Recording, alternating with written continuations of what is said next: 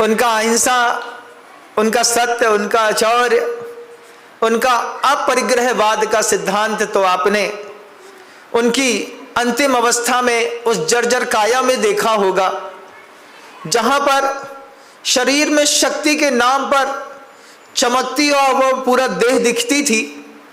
अंतिम समय पे इस धरती से जितना लिया था, जाने से पहले धरती को सब वापस किया। अंतिम समय का गुरुवर का चेहरा देखिएगा, उनकी क्षीण काया देखिएगा, जहां छाती में महापुरुषों को परेशान करने वाला भी एक बल दिखाई देता था। उन्होंने अपनी पूरी शक्ति छीण करके काया को बिल्कुल क्रश करके अंतिम समय पर वह भी समाज के बीच में छोड़ दी कि मैं इस दुनिया से जा रहा हूं, लेकिन कुछ ले करके नहीं जा रहा हूं। न जंघा का बल, न पेट में बल, न छाती में, न हाथ में, न सिर में, हर तरफ से अंदर के परिग्रह से भी मुक्त होकर के, बाह्य और अंतरंग परिग्रह से निर्वृत्त होकर के वो इस सृष्टि से सहजता में उस देह को छोड़ करके अनंत की यात्रा पर निकल गए। सागरों में सागर आचार्य विद्यासागर। उनका ब्रह्मचर्य जगत प्रसिद्ध है। जैसे सूरज चमकता है तो सूरज को देखने की हिम्मत किसी की नहीं होती, वैसे ही उनके ब्रह्मचर्य पर आज तक किसी ने उंगली नहीं उठाई। उन्होंने जब भी संवाद किया, झुकी नजरों के साथ संवाद किया। हम लोगों को भी सिखा के गए, थर्ड बटन सी, अपने शर्ट की तीसरी बटन देखो तो चेहरा कैसा हो जाएगा, सिर कैसा हो जाएगा। बोले जब कभी भी आपके ब्रह्मचर्य को लेकर के कोई बात आने को हो, कोई विकल्प सामने हो, थर्ड बटन सी, ऐसी उंगली, ऐसी आंख, ऐसे सिर दिखा करके वो 58 साल तक ऐसा जिए कि उनकी स्पाइनल कार्ड की एक हड्डी सिर झुके होने के कारण बाहर निकल गई। जब उनको स्पाइनल की प्रॉब्लम हुई, डॉक्टर ने कहा आप इतना सिर झुका करके बैठते हैं जिसके कारण आपकी हड्डी में स्पाइनल की प्रॉब्लम हो गई है। आचार्य जी का सिर मैंने खुद, जब वो बैठ गए तो डॉक्टर ने कहा पीछे प्रेस करना पड़ेगा। गुरुजी बैठे थे, मुझे अच्छे से याद है, पीठ पर एक हाथ लगाया और उनकी चेहरे को ऐसा पकड़ करके मैंने उनके चेहरे को पीछे करने का स्ट्रेच देने की कोशिश करी। आचार्य जी का चेहरा पीछे नहीं जा रहा था। आचार्य जी ऐसी गर्दन करके धीरे से किनारे से मुझे देखते हैं और कहते हैं नम्र, नहीं होगा, तुमसे भी नहीं होगा, वो 40 साल से झुकी है, ऊपर नहीं उठ सकती। सागरों में सागर आचार्य विद्यासागर।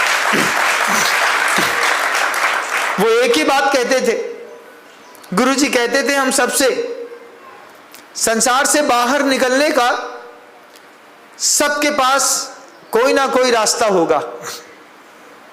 किसी के पास भक्ति होगी, किसी के पास जप होगा, किसी के पास पूजा होगी, किसी के पास तीर्थ वंदना होगी, किसी के पास सम्यक ज्ञान होगा, किसी के पास शुद्ध भोजन होगा, किसी के पास 2 प्रतिमा के व्रत होंगे, किसी के पास महाव्रत होंगे।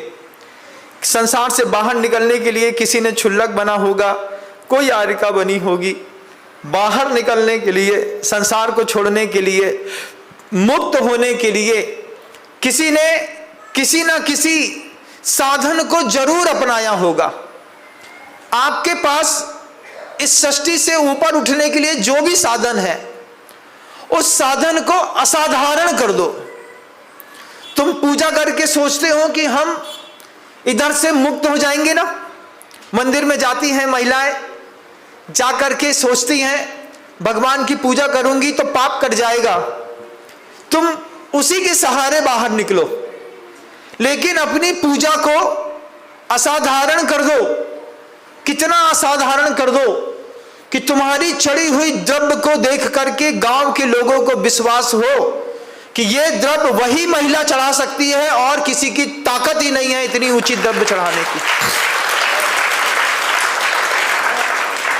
पूजा तो करनी है, केशरोच करने की तो बात ही नहीं कर रहा है ना, पूजा की बात कर रहा हूं।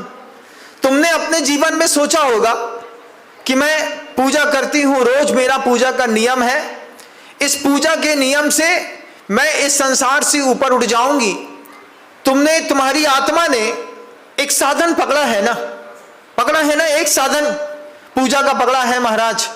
बस उस पूजा को असाधारण कर दो, उस पूजा को इतना असाधारण कर दो कि तुम्हारे थाली, तुम्हारी द्रव्य, तुम्हारी भक्ति, तुम्हारी आंख के आंसू देख करके लोग बोले ये जो करती है वो कोई कर नहीं सकता।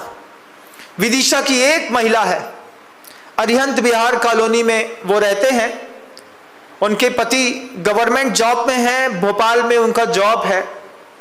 वो महिला साधु के सामने जब दर्शन के लिए आती है, बड़े घर के करोड़पति घर की महिला जब मुनि महाराज का दर्शन करती है, आप सोच नहीं सकते, 50 साधु के सामने काजू, किशमिश, बादाम, पिस्ता का ऐसा उठाती है अंजलि में, और अंजलि में ऐसे उठा करके 2-2 बूंद हर साधु के सामने आंसू बहा करके अर्घम निर्वपामति स्वाहा कहती हुई, कीचड़ भी अगर जमीन में होगा तो 10,000 की महंगी साड़ी पहन करके कीचड़ में बैठ करके उसने नमोस्तु किया। उसने अपने उस नमोस्तु को असाधारण कर दिया।